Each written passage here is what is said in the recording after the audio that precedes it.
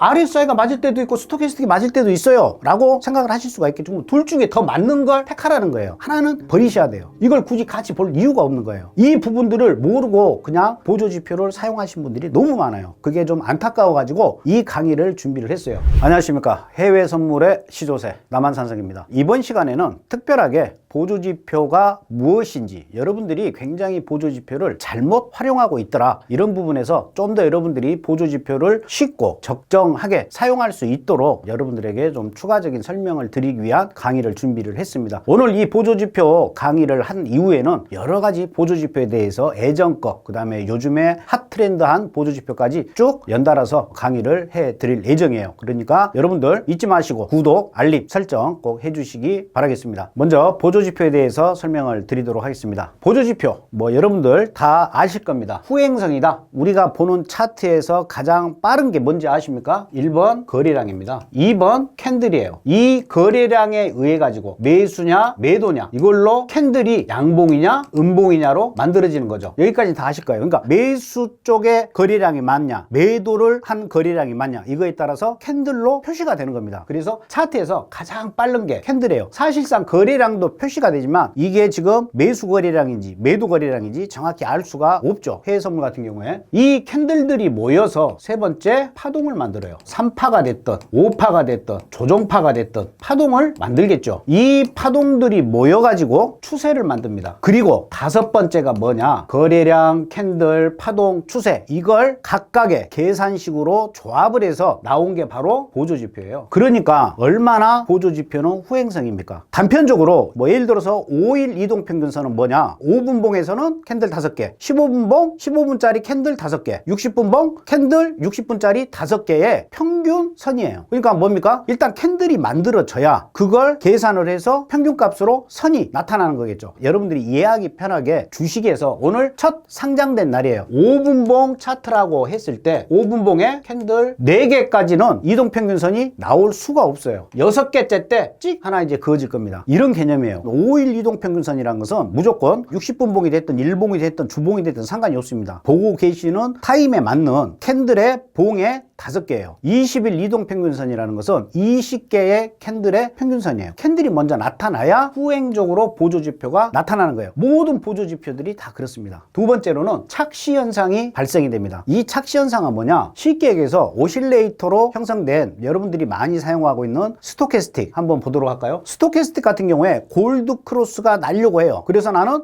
양봉이야. 근데 골드크로스가 딱 일어났어. 그래서 나는 매수로 들어갔어. 근데 1시간이 지났어. 그랬더니 그 골드크로스가 온데간데 없이 다시 풀어져 가지고 계속해서 데드클로스로 떨어지고 있어. 그러면서 차트는 내려가 버려. 나는 분명히 골드크로스를 확인을 하고 진입을 했는데, 진입하고 난 이후에는 그 골드크로스가 풀어져 버려요. 그건 뭐다? 착시현상이에요. 여러분들 지나간 차트를 보고 보조지표를 설명을 하지 않습니까? 너무나 잘 맞습니다. 근데 현재 라이브로 거래 중에 보조지표를 봤었을 때는 그건 정확하지가 않아요. 그 캔들이 끝나고 그 다음 캔들이 끝나야만이 확정이 돼요. 그 전까지는 계속해서 움직이는 겁니다. 왜? 아직 계산식이 안 끝났기 때문에. 근데 우리는 지나간 차트를 보면서 보조지표, MACD 너무 정확한데, RSI, 스토캐스틱 너무 정확한데, 그게 그 거래하는 시점에서는 안 맞다라는 거 여러분들 다 한 번쯤은 경험을 해 보셨을 겁니다. 그리고 전체적인 보조지표, 특정 보조지표를 하나를 딱 뽑아가지고 10년 동안 시뮬레이션을 돌려봤어요. 그랬더니 43%가 최고였다. 그러니까 어떤 때는 볼린저 밴드가 맞고, 어떤 때는 일목균형표가 맞고, 어떤 때는 MACD가 맞고 그러지 않습니까? 근데 그걸 하나의 보조지표를 10년 동안 돌려봤더니 최고로 그래도 그나마 맞았던 확률이 43%밖에 안 돼요. 그러니까 평균적으로는 거의다가 40% 미만인 겁니다. 그럼 보조지표가 40% 미만이에요. 근데 우리는 매수 아니면 매도죠. 50%죠. 보조지표를 볼 때 50% 미만짜리는 사실상 본다라는 건 의미가 없는 겁니다. 제 뇌피셜만도 못한 거죠. 마지막으로 보조지표도 트렌드가 있습니다. 이 트렌드는 뭐냐? 결국은 속성값이에요. 어떤 분들은 속성값을 예를 들어서 네이버 어디 들어갔더니 어떤 사람은 스토캐스틱을 속성값을 딱 이걸로 세팅을 했더라. 근데 맞더라. 이동평균선 며칠 걸로 했더니 너무나 잘 맞더라. 그리고 그걸 그냥 추종해서 따라서 합니다. 근데 그건 안 맞는 거예요. 여러분 매매에 맞는 속성값으로 바꿔야 되고, 트렌드가 뭐냐, 어떤 유행처럼 속성값도 맞을 때가 있고 안 맞을 때가 있는데, 어떤 특정 기간 동안에는 또 잘 맞다가도 또 어떤 특정 기간에는 또 안 맞아요. 그래서 저 같은 경우는 60분봉 같은 경우는 3개월, 만약에 15분봉 30분봉 보통 5분 이런 건 1개월 시뮬레이션을 저는 일일이 다 돌립니다. 속성값을 여러 값을 엇박자로 대입을 시켜가지고 수천 개가 나옵니다. 시뮬레이션이. 그 중에서 현재 트렌드가 현재 속성값이 어떤 게 지금 가장 맞구나 이걸 데이터를 뽑아내서 거래를 해요. 그리고 만약에 이제 한 달 지났다 그러면 또 전달 거 한 달 걸 또 싹 시뮬레이션을 돌려봐요. 왜 그러냐면 이렇게 트렌드가 그때그때마다 바뀐다. 그래서 보조지표는 우리가 사용할 때 이런 부분들이 있기 때문에 이런 부분들 여러분들이 꼭 아셔야 되고 이런 부분들을 아셔야 보조지표를 어떤 보조지표는 또 훌륭한 보조지표도 있습니다. 그 보조지표를 정말 여러분들의 매매 기법에 맞게 사용할 수가 있다는 겁니다. 그러면 착시현상에 대해서 한번 알아보도록 하겠습니다. 보시는 차트는 21선 이동평균선이에요. 제가 아까 말씀을 드렸죠. 21선 이동평균선은 캔들 20개의 평균값이다. 이렇게 보시면 돼요. 보시게 되면 캔들이 음봉이었다가 양봉으로 가면서 20일 이동평균선 위로 올라탔죠. 그러니까 뭐다? 매수가 되는 겁니다. 다시 여기서 음봉으로 떨어졌어요. 하지만 강하게 양봉이 나오면서 20일 이동평균선 위로 올라탔습니다. 그러면 뭐다? 여기서부터는 다시 매수가 발동이 되는 거예요. 현재 보고 계시는 차트는 60분 차트예요. 60분 차트이기 때문에 캔들 2개 정도만 먹어도 괜찮은 수익률이다. 이렇게 보시면 되실 것 같아요. 여기도 보시면 양봉으로 20일 이동평균선 위로 올라선 이후에 정확하게 20일 이동평균선을 지지받고 올라갔어요. 그리고 그 이후에 상승을 했죠. 그러면 20일 이동평균선만 봐도 거래를 충분히 할 수가 있고 손실 없이 스탑 안 날리고 거래를 할 수가 있겠다. 이렇게 생각들을 하실 겁니다. 그 다음 거 하나 더 보도록 하겠습니다. 이건 또 아까 그 차트와 똑같아요. 거기다가 20일을 빼고 60일로 바꿨습니다. 60일 차트 한번 보도록 할게요. 정확하게 60일 이동평균선 위에 있죠. 여기서는 매수가 되겠죠. 여기서 음봉으로 내려왔다가 다시 양봉으로 올라섰죠. 그 이후에 계속 우상향. 여기서도 60일 이동평균선이 훼손되지 않았죠. 훼손됐다는 것은 완성봉이 안 됐다는 겁니다. 훼손됐다는 건 얘처럼 음봉으로 캔들 자체가 선 아래로 내려와야 돼요. 안 내려왔죠. 그러면 계속해서 포지션 유지. 그러면 뭐 막말로 여기서 여기까지도 수익을 낼 수가 있죠. 그러면 20일도 정확한데 60일도 정확하구나. 일단 이렇게 여러분들은 생각하실 수가 있으실 겁니다. 다음은 121선입니다. 121선 똑같습니다. 나스닥 60분. 아까 그 차트예요. 이제는 120일 이동평균선 이거 하나만 놨더니 어떻습니까? 드디어 121선을 양봉으로 60분 캔들이 이렇게 올라왔죠. 그리고 그 다음 캔들 정확하게 60일 이평선을 맞아주고 지지받고 쭉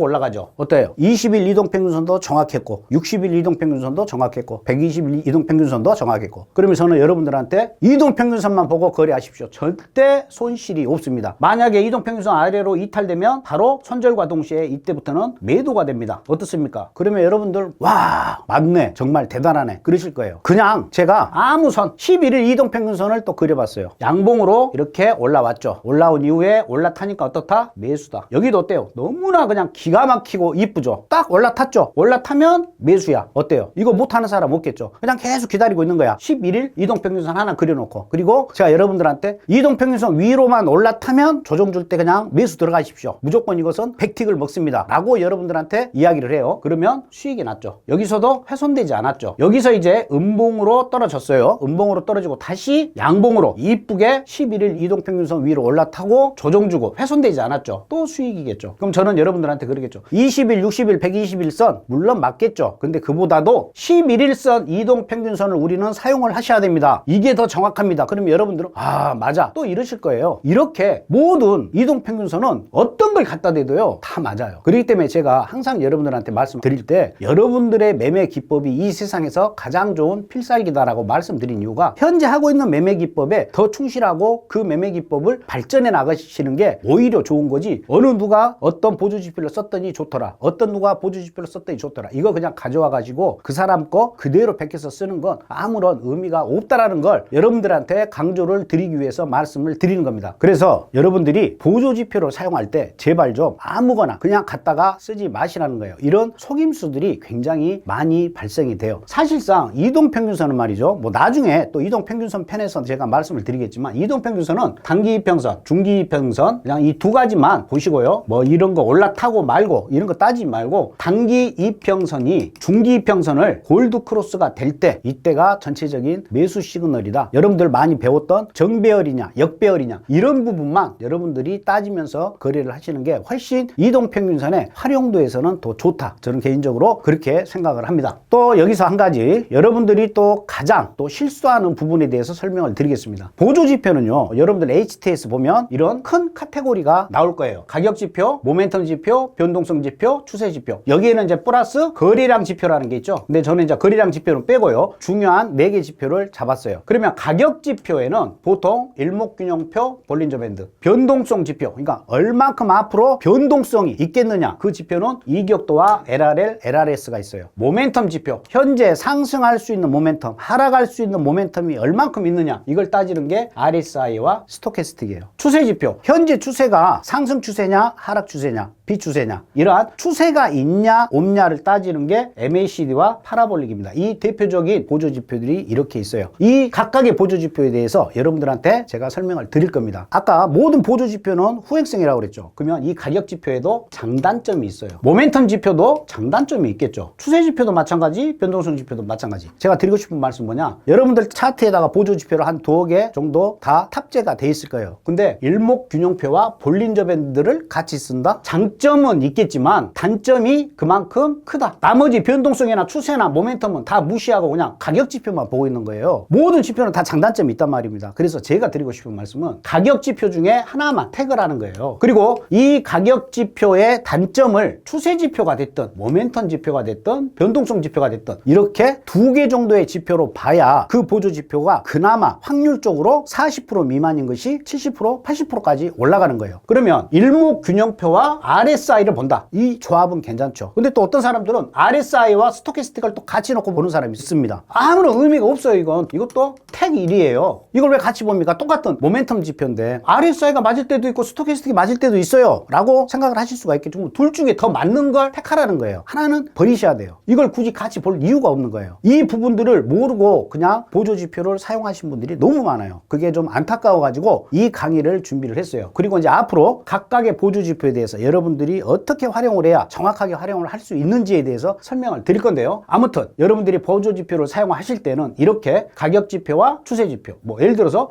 일목균형표와 MACD를 같이 쓴다거나 이건 상관이 없습니다. 스토캐스틱과 볼린저 밴드를 쓴다거나 볼린저 밴드와 파라볼릭을 쓴다거나 이렇게 장단점을 서로 간에 보완할 수 있는 보조 지표를 사용하는 것을 저는 여러분들한테 추천하고 그렇게 하셔야 돼요. 지금까지 보조 지표에 대해서 남한산성의 짧은 생각 여러분들과 공유를 했습니다. 보조 지표 부분에 대해서 여러분들이 좀 더 알고 싶고 궁금하다 하신 분들은 밑에 링크되어 있는 카카오톡으로 문의를 주시면 돼요. 단톡방은 여러분들 선택이 아니고 필수입니다. 좋아요, 구독, 알림 설정 꼭 부탁드리겠습니다. 감사합니다.